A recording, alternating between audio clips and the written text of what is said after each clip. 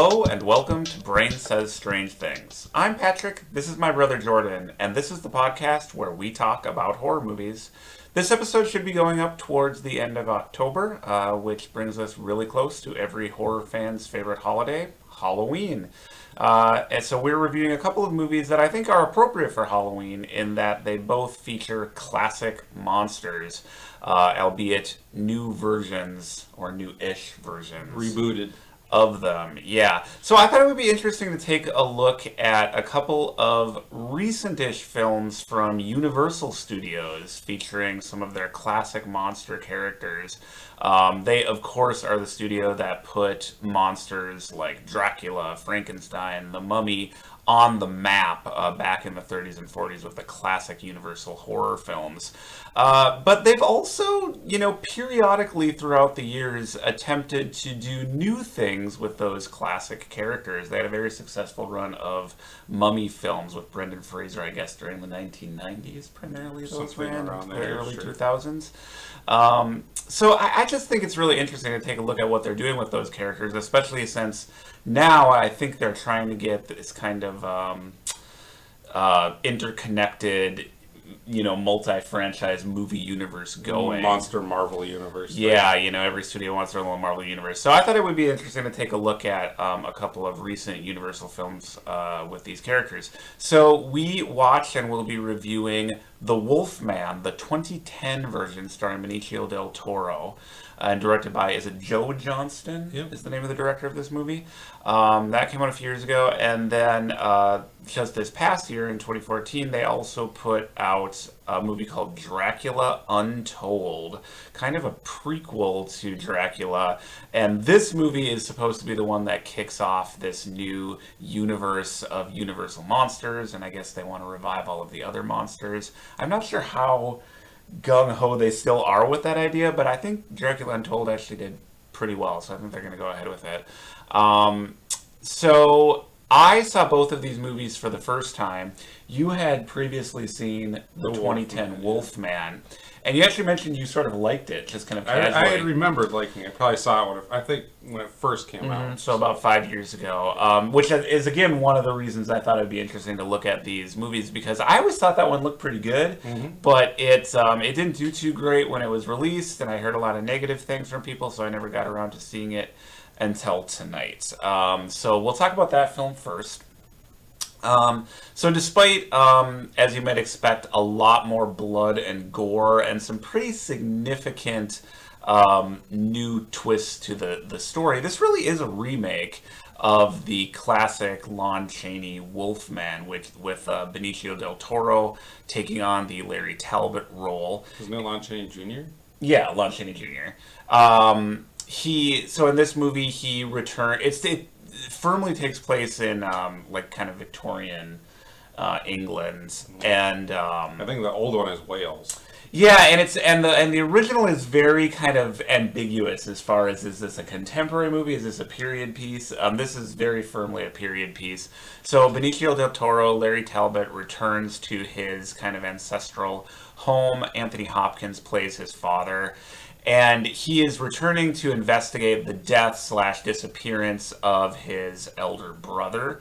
While he is investigating his brother's death, because they do uncover a very mutilated body, he is attacked and bitten by some kind of a monster and begins his transformation into the Wolfman via some nice special effects makeup by Rick Baker.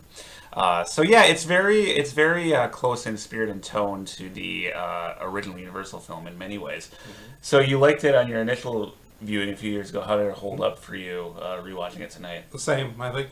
I liked it a lot. Yeah. The same things I didn't like about it, I still don't like about it. The same things I like, I still like. I thought it was pretty good. I kind of enjoyed this movie all the way through. I didn't think it was a perfect movie. I didn't think it was a great film. But as someone who is a big fan of those original Universal horror movies, I thought this one was kind of what you would want out of a remake. That the atmosphere and just the whole gothic look of the movie was really well done. I thought the Wolfman actually looked cool. And like I say, there were some new twists to the story. but it was true to the kind of spirit of the original. So I enjoyed. Can you put your this finger movie. on like why it wouldn't have been successful? You think? I was trying to think about that. Yeah, during that's the movie. interesting. I do. Because when you start to list it out, it's almost like everything's perfect and great, and yet at the same time, I don't think it's a great movie. No. I couldn't quite put my finger on it. Yeah, I want to say it's the characters. Okay. Because I think they're good actors. And I think they're very good I think the actors. story is fine. Yeah, I think so too. The romance between them doesn't really. Yeah, it's you don't like really care. Generic Hollywood romance, but And- that's and- fine. Yeah, I mean, it does fit. I guess probably the thing why it probably didn't work is because it is so close to the original. Mm-hmm. Like, you play an original in the theater today, audiences probably won't. Hardcore horror fans will like it, but a modern audience wouldn't be used to the monster dying at the end. Mm-hmm. You know, it's like they always want him to survive in some way. That's a little bit what I thought too, in that like maybe just the idea of like a werewolf, and it's actually like a guy in a wolf suit and makeup. Just that kind of monster just maybe seems a little bit old fashioned to today's horror audience. That was kind of the only thing I could think of why it wouldn't have been successful. But now they're throwing the gore.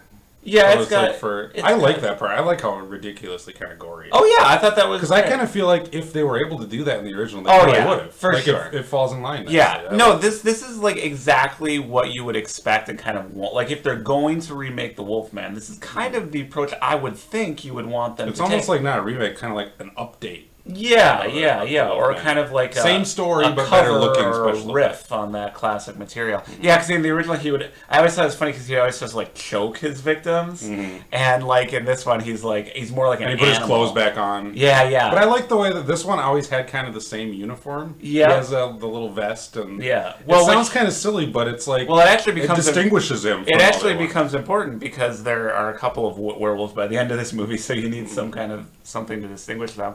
But yeah, I mean, I liked it. I liked, it reminded me of a classic Universal horror film.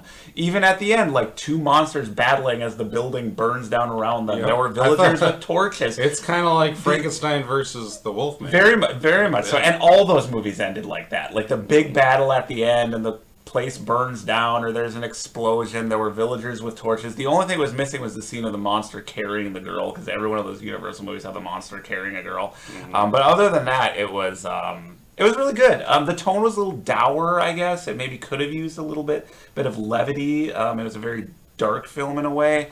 Yeah, I feel like maybe they put Anthony Hopkins in there to do that because his character seemed a little weird to me, like a little Yeah. too eccentric, maybe. Yeah, that was it was an odd characterization, and I know there was some like behind the scenes drama. Like Joe Johnston wasn't originally supposed to be the director; he came in kind of late in the process and had to kind of quickly finish the film. But you shouldn't be able to tell that when watching. I didn't really see a lot of the seams showing in No. terms of like behind the scenes. It's more stuff. like because we talked about Ant-Man too, the same Yeah. way. It's more like because that you can kind of see the behind the scenes process Yes. kind of going on, coming through. In on Ant-Man, screen. you It's- could you're see the uncomfortable. behind the scenes drama. drama on screen in an unfortunate way. We didn't talk about Ant-Man on the In this one- podcast, but we talked about it. In here this and one, they don't do that.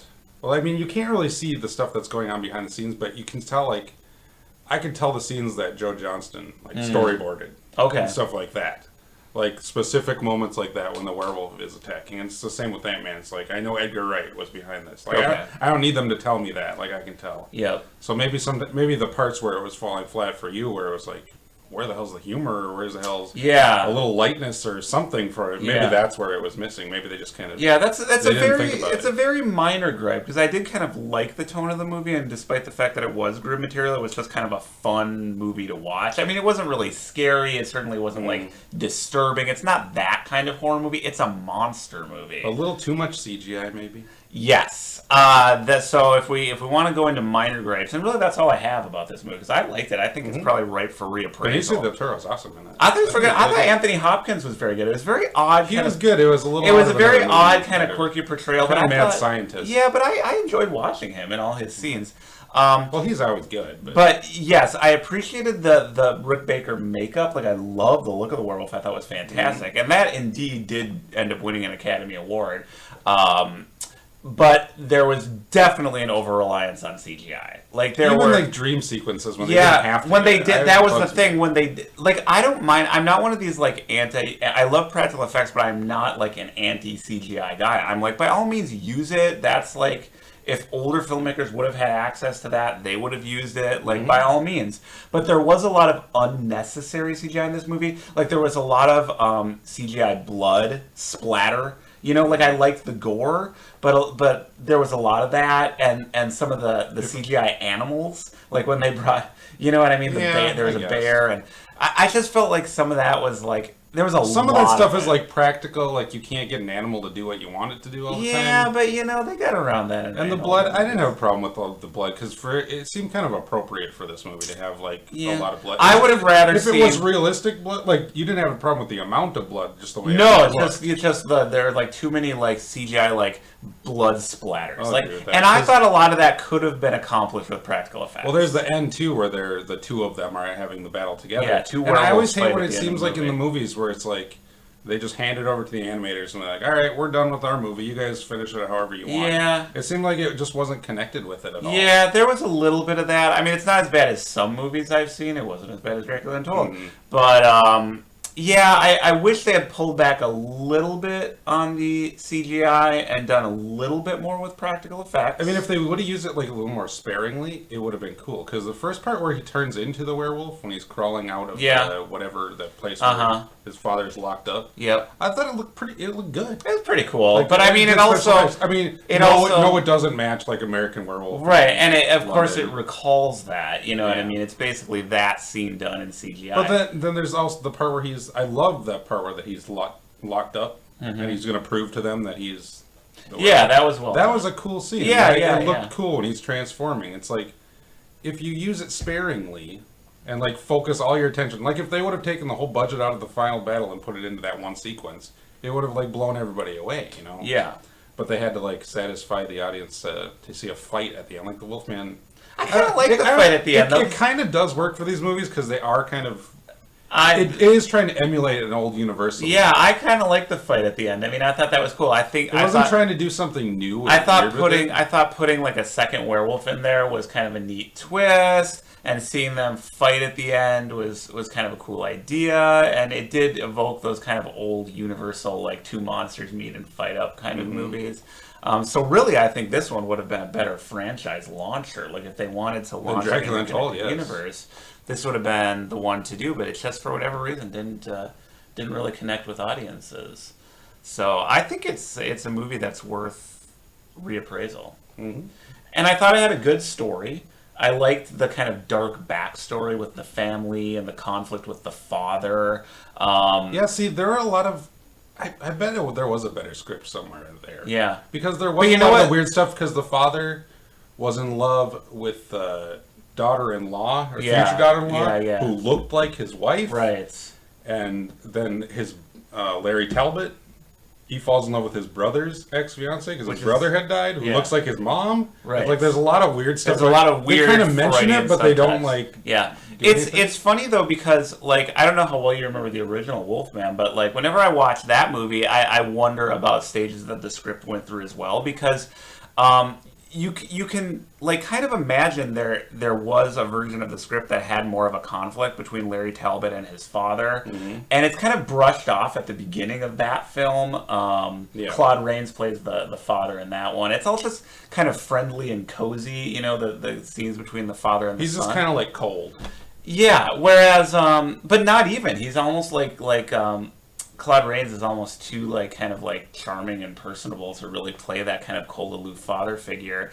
Where They were like the same age almost. they were, and you can kind of like imagine like, oh, this should have been kind of like a prodigal son kind of story, and so I like that this one kind of adds a lot more layers and depth to that relationship. It was a little weird; they maybe went a little too far with some of that stuff, but ultimately, I thought, like I said, this is kind of like what you would want, like. If you accept that they're going to make remake the Universal horror movies, and you know you may or may not accept that, that's up to you. But if you kind of buy into that, I would think this is the approach you would want to take. Mm-hmm. As opposed to the second film we watched this evening and will be discussing, which I had just had this morbid desire to Yeah, this watch. is your idea. This really was, and again, big fan of the original Universal movies. I knew they were wanting to launch this, new franchise with Dracula Untold. I knew it wasn't supposed to be very good, but I wanted to see this movie. I mean, part of me was like, how bad could it possibly be? So this is it's not like a remake though in the way that the Wolfman is at all. It's an attempt to kind of explain the original. Yeah, it's a prequel. Like, they gotta do all these prequels. Like, who was Leatherface before he became Leather? All this kind of stuff. So it's just like the Paranormal Activity. What if the new one? Right. What is everybody in the audience always wanted to see? The ghost. No, we don't. No, we haven't. That's completely goes against the whole point of it. This is what the story you always want. Didn't you always want to know who Dracula was before he became Dracula? I don't know. Somebody thought you did, and they made this movie. So Dracula Untold. This takes place back in Game of Thrones time. On Game of Thrones sets. And they really try to make Dracula. Well, I mean, they really try to make Dracula this kind of tortured hero, sympathetic character, which is somewhat appropriate because the Universal monsters are known for having sympathetic monsters like the Wolfman and Frankenstein's monster, but Dracula was never one of those characters. So in this, he was a Transylvanian kid kidnapped by the Turks and kind of turned into this monster by the Turk army and fought for them. The monster is stretching it. Yeah, well, I mean, monster. They taught him how to fight. Yeah, but that's when he became Vlad the Impaler, right? And he did all these horrible things during the war, and then he repented. He felt bad about it. He came back and became this prince in his own kingdom, or king, or whatever, and had a little cherubic little son and a beautiful wife. And then the Turks come back and want to take his son and all these other kids from the village. And for some reason? Yeah. Did they ever say? They're bad guys. They just started doing it again? They're bad guys, yeah. Okay. And but Dracula's a bad guy. Yeah. Well, this is a story of how he became a bad guy. And then so Dracula, the guy who will become Dracula, he makes this kind of spoiler: Dracula will become Dracula. He makes this kind of Faustian bargain with this vampire, this older vampire that's haunting this nearby cave, and basically he inherits the vampire's powers. And I think the very convoluted mythology of the story is something that he has the vampire's powers, but if he doesn't drink blood within the first 3 days, he will revert back to human. So his plan is, let me use my awesome vampire powers to defeat the Turkish army in 3 days. Then I'll abstain from blood. Realistic goals, Dracula. You need realistic goals. He almost does it. I'll refrain from blood during that time, and then I'll turn back human, and everything will be fine.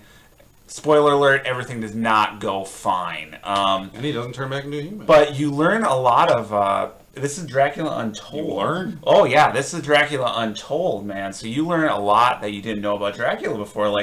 Did you know that Dracula can turn into a bunch of bats rather than just a bat? I've read the original, please. Did you know that Dracula can control other bats by doing Tai Chi? Oh, that just goes without saying. Yeah, there's all kinds of cool stuff that I didn't know about Dracula. And what did you think of Dracula Untold? It was dumb. I'm sorry, but if you like this movie, you're stupid. There's no easier way to say it. It's dumb. Yeah. Isn't it for dumb people? Really? Yeah, it was. I mean, number dumb. one, it's filmed. Okay. You just thought this was hilarious. It's filmed on the Game of Thrones sets. Yeah. And it even has the actor from Game of Thrones. It has Charles Dance in it as the major role. It's Game of Thrones with vampires. And I think there's kind of vampires in Game of Thrones anyway. Yeah, they decided to make a vampire movie in between scenes of Game of Thrones. I mean, it just... On one hand, I kind of got to applaud them because they used whatever they had to their credit. Yeah. But, I mean... I hate when all the costumes look perfectly they just came off a costume rack, which I'm sure they did. Yeah, it just looked horrible.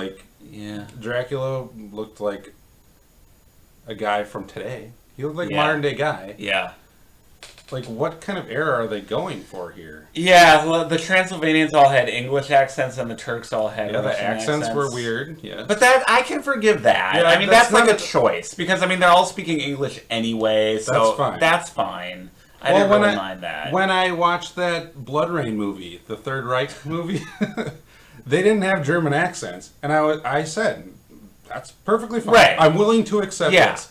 But then, a few scenes later, some of them are trying to do the Yeah. German accents, and it's like, don't even try. They were more or less consistent with the accents in this movie, though. Yeah, I mean, they just gave up. they made their choice and they stuck with it. But whatever. The main problem is like this. It's such a dumb story.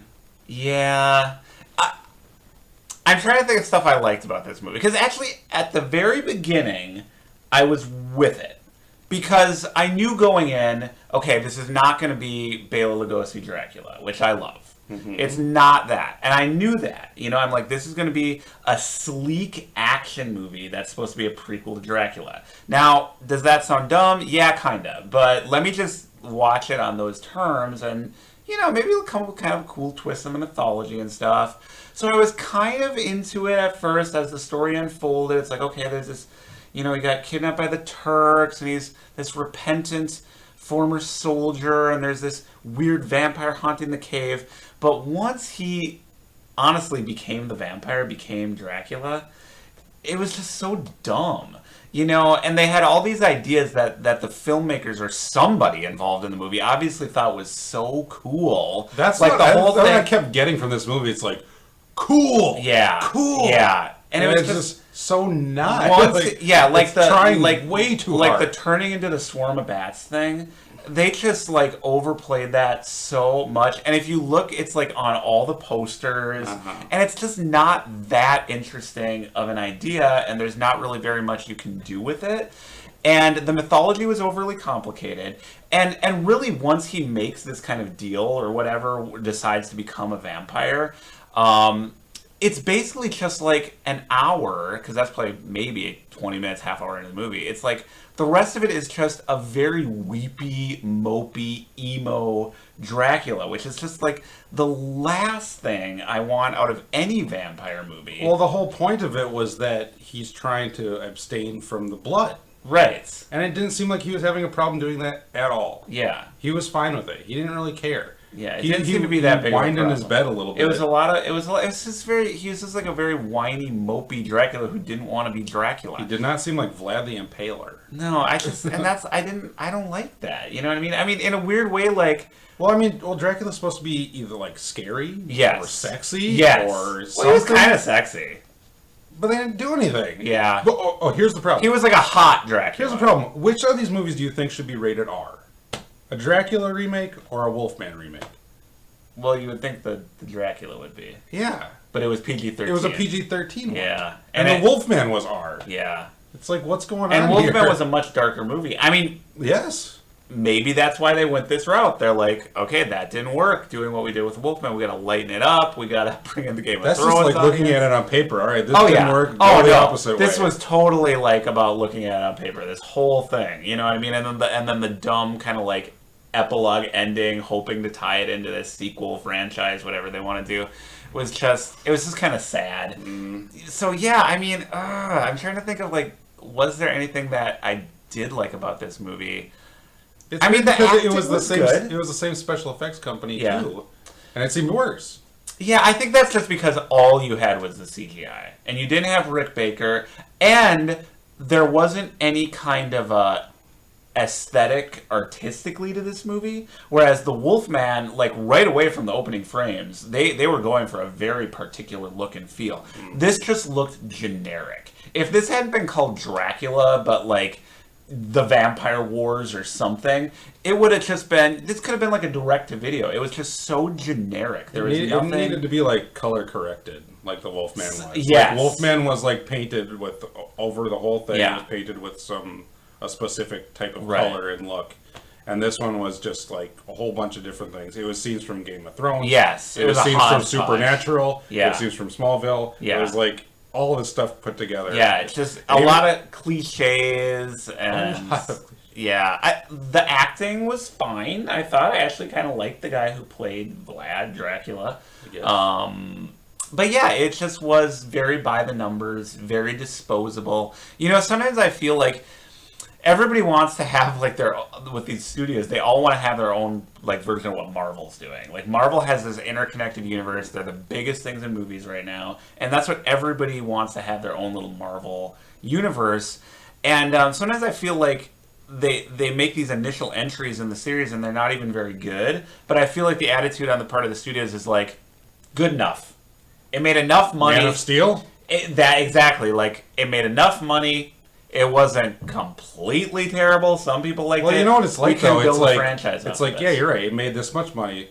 We'll make... I mean, this makes it sound so cold, but it is kind of like that. This is product. It's like, we'll ship it overseas. Yeah, it'll make $1 billion over there. Money. Who cares if this audience doesn't like it? You know, doesn't matter. Just keep going, because we have to plan these movies out, like, decades in advance. Yeah, I mean, this is very much like product. You know, like Wolfman had like, a little bit a lot of art movies, to it. This like, was product. Marvel does that, but it doesn't necessarily come across like that always. Yeah. You know, it seems like they actually are putting some effort into it. You'll get spit off like one shots, like Guardians of the Galaxy comes out of nowhere, and it's a really good movie. Yeah, yeah. And it doesn't really. They're of course now going to try to make it fit in with the rest, but it didn't have to necessarily. Right. And Ant-Man, you can kind of see where it could have. Why are we talking about Marvel? Yeah, but well, we're talking about franchise. But I think that's interesting. This idea of these studios trying to do these interconnected universes, and especially Universal, because I mean, you can say like, oh, they're just copying Marvel, but if you really look at the legacy, they kind of did this first. You know, they with Frankenstein meets the Wolfman, and then the other crossovers that they did with those Abbott and Costello. Abbott and Costello meet Frankenstein, great movie. But yeah, they really kind of pioneered this. So in a way, like I guess that's part of the reason why I want to see Dracula Untold too. Like I kind of want this universe to work. Like I want to go see like a new Frankenstein and a new. But at the same time, you also want to see something new. Yes. This is just like. This could have been a direct-to-DVD movie. Yeah. Well, and Universal has another problem, too, like, with this franchise, in that, like, they don't own the copyright of Dracula. They don't own the copyright Right, they own their character. So they have to keep reinventing how do they distinguish and identify these monster movies as Universal monster movies? And turning into a bunch of bats that ain't going to do it. Yeah, it's like... But at the same time, they want to update them and make them new... Like, I saw, last movie I went to, they had a preview for a new Frankenstein movie. Oh, yeah. And with Daniel Radcliffe. Yep. And James McAvoy, who looked like the vampire. Yeah, and I said to the person I saw it with, I was like, oh, is that the second of the Universal monster movies? Like, oh, no, that's something else. And I think it's from Warner Brothers. So, I mean, that's a problem, too. Mm-hmm. Like, how do they identify movies as being part of this franchise as opposed to just another Dracula movie? Even how do they distinguish them from other Dracula, Mummy, Wolfman movies that they themselves have done? Mm-hmm. You know, like why isn't Wolfman going to be part of this franchise? You know, the Benicio del Toro Wolfman. You know, are they going to? They'll have to do a new Wolfman, and it's just a big mess. And ultimately, you shouldn't care because Dracula Untold wasn't a very good movie. But I don't know. I'll probably be at least partially interested in whatever the next one is, just because I'm a sucker. Well, they're good. They're good characters. They're good original starting point stories. Yeah. Problem is, this one just has nothing to do with anything. Yeah. This could have been. It's the same criticism I had of Man of Steel. You could take the Superman logo off him and put like some alien symbol, right? And the movie would have worked the exact same way. There's no reason why it was Superman. It was nothing like. That's very much what this was. Nothing to do with anything that came before it. That's very much. So it's like, was it necessarily terrible? Well, Man of Steel, yes, it was, but. This was pretty bad too. This was probably on. But as a Dracula movie, it was horrendous. And the Dracula movie doesn't even. Especially if you are inviting people to make the comparison between this and the classic Universal Dracula. Although I don't know. And the stupid thing with when they throw in Mina at the end too. Yeah. Like, why even do that? Yeah, they name drop Mina, a character who no one's going to recognize. Not to keep going on and on about this, but I do think that originally. This wasn't supposed to be the kickoff movie for the franchise. Like I think this Dracula Untold was kind of in development, and then they came up with the idea for this franchise, of which like I don't know whatever the next one is, Mummy or whatever will be the first one. And then they kind of retroactively were like, oh, we got to slap an end on it? Yeah, they kind of were like, we got to tie in Dracula to this makes whole sense. Thing, which just makes the whole thing even more cynical and stupid. And more of a hodgepodge. Ugh. It's like as mixed up as the whole movie was together, they also throw in a little ending that wasn't even supposed to be on there. Yeah. So, Don't let us bring you down on Halloween. Happy Halloween. Happy Halloween, everybody. Watching bad horror movies and making fun of them is a part of Halloween, too. And it's a part of Halloween that I love. But I would suggest you could perhaps incorporate the 2010 Wolfman into your Halloween marathons. Yes. Skip Dracula Untold, but maybe you would want to revisit some of those classic Universal films. The original Bela Lugosi's Dracula. We are actually recording this on his birthday, Bela Lugosi's birthday. Fun fact. Yeah, fun facts. And, those films are great, and those films aren't going anywhere. The remakes are going to come and go. That's not going to hurt the originals. We still have them, so everything's fine. But Lighten up. Dracula Untold, not a very good movie. For stupid people. Oh, we forgot to talk about I want to talk about all the dumbest scenes. Remember when he was almost killed by Nichols? Oh yeah, there's a fight at the end where so stupid. Yeah. Dracula is vulnerable to silver. They take the dumbest weakness that he has, and really play it up. And they put him in a Scrooge McDuck bank. So there's this literally this scene where this bad guy is dumping sacks of coins onto Dracula, and these slow motion scenes. He's like, "Oh no, the nickels are killing me." It's bad. It's not. He's trapped in a coin star. Oh, not a good moment for Dracula. But no. Anyway, so that was a good one. Yeah, I think we need to go watch the original Bela Lugosi just to cleanse our systems and forget we ever saw Dracula Untold. Yes. We're a little sorry we ever told you about Dracula Untold, but we are glad that you tuned in for this. I guess this is our Halloween special of Brain Says Strange Things. Sure. Yeah. We hope you all have a great, happy, and safe Halloween. Have fun out there. And we will be back in November with another episode of Brain Says Strange Things. So thanks for watching, and we will see you soon. Bye-bye. Happy Halloween.